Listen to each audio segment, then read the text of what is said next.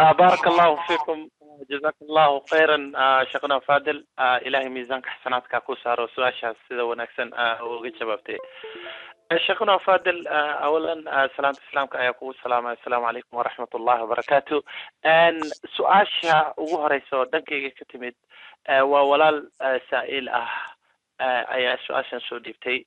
أولا وسلام يا سجنا سلام كدب ولال كان وولال رير له wuxuu leeyahay sheekuna Fadil waxaan leeyahay xaas aad bay u wanaagsan tahay xaaskeyga waana jecelahay.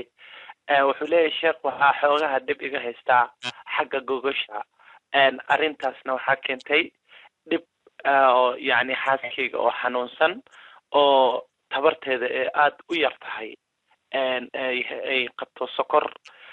marka wuxuu leeyahay saa'ilkan sheekuna Fadil marar badan waxaa dhacdaa anigoo u baahan zawjadeyda iyadoo xanuunsan oo arrintaasna kari karin aan ku qasbaa.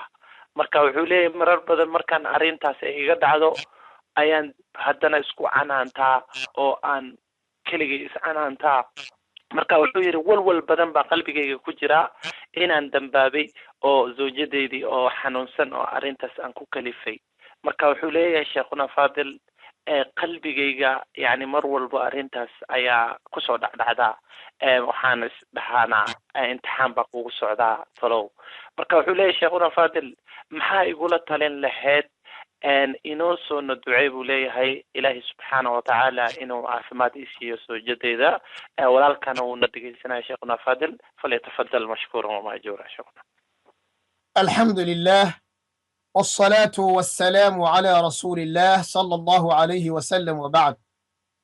هرت الزوجة ونكسن أدوناق كتل مانتي إنا تعشهينا العديسي حنونك يا إلهي بان أوي ديننا بأسمائه الحسنى وصفاته العلى أيضا إيوه قبلها اللمتك أبا مسلماتك حنوسا إلهي تبارك وتعالى إنو عافيه حنون كان وعافماد وقبدل بإذن الله تبارك وتعالى إنه ولي ذلك والقادر عليه.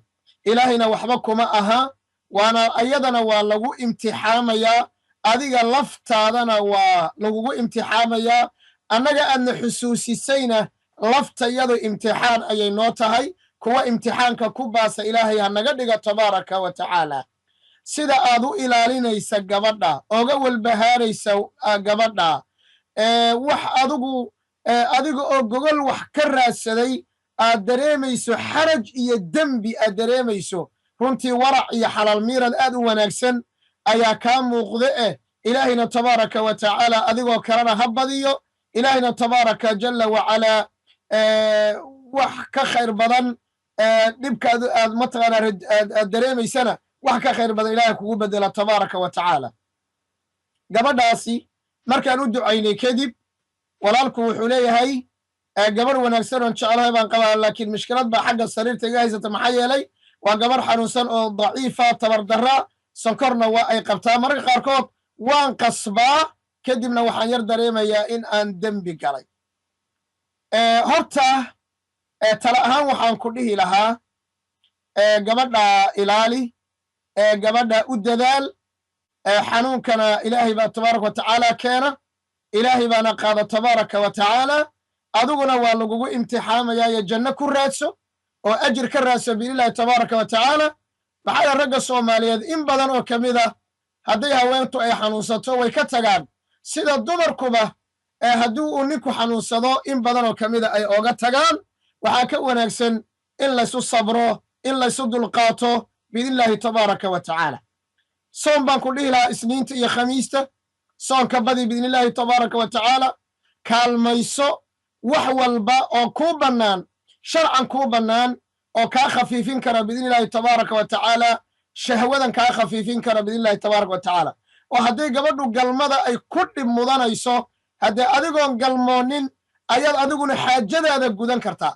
waana wax laga baahan yahay qaabka reer magaalnimada ah xidhiirka labada qoys. mashaakilaadka jira waxay ka mid tahay in badan oo Soomaalida ragga iyo dumarkaba qaybo ka mid ah waxay u maleeyaan galmadu inay tahay oo kaliya raaxada saxda inay tahay. maya adigoon galma samaynin ayaa waxaa jira wax kale oo bannaan oo qofkuna uu ku nafisi karo shahwadiisuna ay ku imaan karto ujeeddadiisi iyo xaajadiisana uu ku gudan karo ayaa jirta haweenaydu marka ay caadada qabto maalan waa kuu nabiguna sal ly slam isnacuu kulla shayin ila nikaax yacni sida aad doontaan oogu tamatuca ilaa maxalka caadada ma ahane inta kale way kuu bannaan tahay maalan waxaa dee meesha laga saxaroodo taa sharci gooni ah baa ku soo arooray waxaan oga jeedaa gabadhu hadday dhibsanayso galmada oo ay dhibkaa ku dareemayso adiguna xaraj aad dareemayso haddee waxaan galmo ahayn oo waxaa jira naftana ay ku gaari karto ujeeddada ay rabto gabadhana ay ku dhib mudanaynin biidn illahi tabaaraka watacala intaa ka badan ma sharxi karo laakiin inaad fahamteen wallabiibu yafhamu bilishaara qofka caaqilka ah ee wax caqliya reer magaalka ah wax garanaya wuu garan karaa ishaarada iyo waxa farta loogu fiiqay biidn illahi tabaaraka wa tacaala haddayna arrintaasi ku kaafin karin oo adigu shahwadaada aad taqaan ayadina dhib intaa dhan ay dareemayso isla mar ahaanta inaad ku dhacdo zina aad ka baaqdo ilaahay wuxuu kuu baneeyey majaal intaa ka ballaarane waad guursan kartaa oo tacadud baa samayn kartaa ilaahayna tabaaraka wa tacaala waxaan kaaga baryayaa ayadana inuu caafiyo adigana uu ku xifdiyo shahwadaadana uu qabto biidn illahi tabaaraka wa tacaala oyna ku gaarsiinin inaad xumaan iyo zino ku dhacdo innahu waliyu dhalika waalqaadiru calayh wallahu aclam